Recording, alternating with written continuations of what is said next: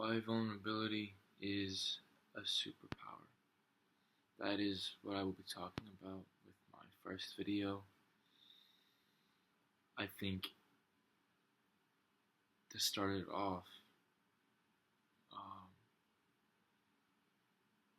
it's hard to know what it means to be vulnerable. It's hard to know if you are being vulnerable or if you're just oversharing, if you're just um, trauma dumping.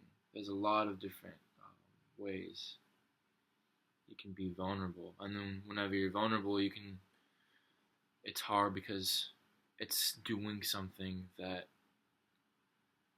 makes you show a part of yourself, which can lead to overthinking, can lead to anxiety. Being vulnerable isn't easy. Being vulnerable isn't what a lot of people really are used to seeing. A lot of people online portray themselves as a figure that someone can look up to and think, oh, they're strong. Oh, they're so adventurous, which those people can be, and that's great, and they usually are.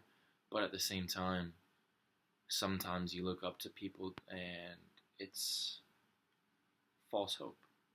Because are they being vulnerable? Are they truly being themselves? I think vulnerability is also being authentic, because when you're authentic, you're being yourself, which can be vulnerable. But I don't think you can truly be yourself until you're vulnerable with yourself. And I think it takes time. And that's why when I think you are vulnerable, it can be a superpower, because other people will sense that. They can tell, um, and then people can relate. And then you build bonds, trust, being vulnerable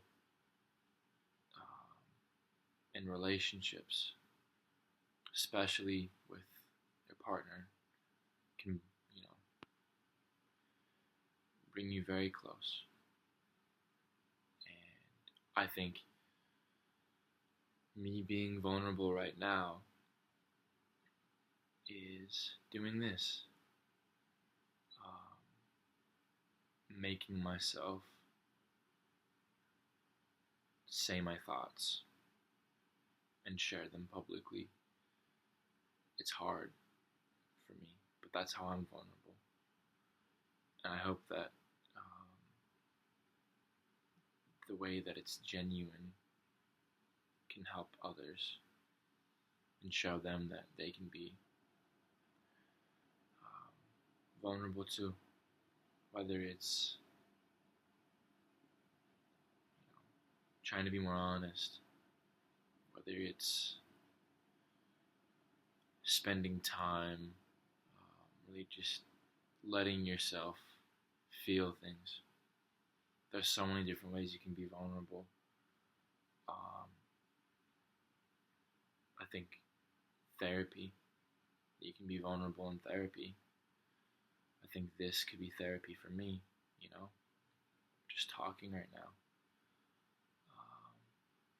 And then again, it's hard to be vulnerable. It's hard putting your thoughts out there, and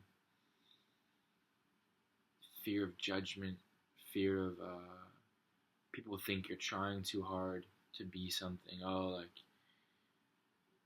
you're just, for me,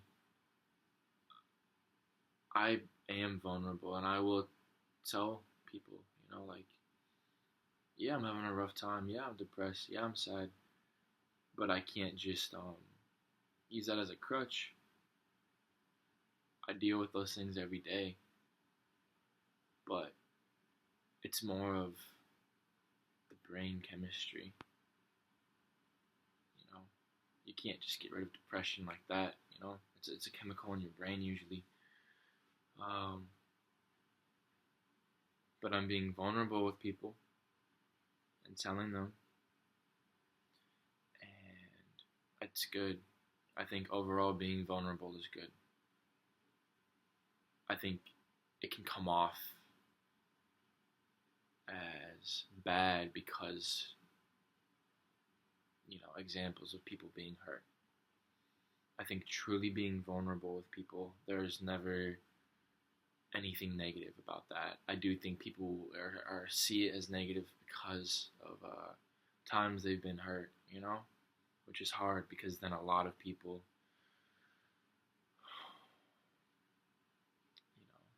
get hurt and they tense up and they don't want to talk about anything, and then all their thoughts kind of just they push them away.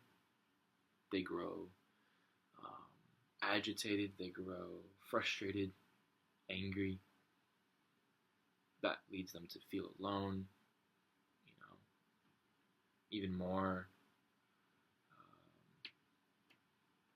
distant from themselves, until it gets to a point where I've seen people really make decisions that hurt themselves because they're hurting. And I think a great step to help with the pain of life is to be vulnerable. Try and have that conversation. Even if it's like you live with someone, right? And I used to just come to my room, not say anything, and just be depressed. And I finally told the person I stay with, I said, hey, I've been having a really hard time. I'm really depressed right now. And I really just want to say, I appreciate talking to you. And I was vulnerable, and it paid off because they were shocked. They had no idea. And that helped. And doing this right now helps, because I'm being vulnerable. Hopefully I'm helping others. And that's just what I want to do with this channel is I want to start it off with, being vulnerable. So, thank you.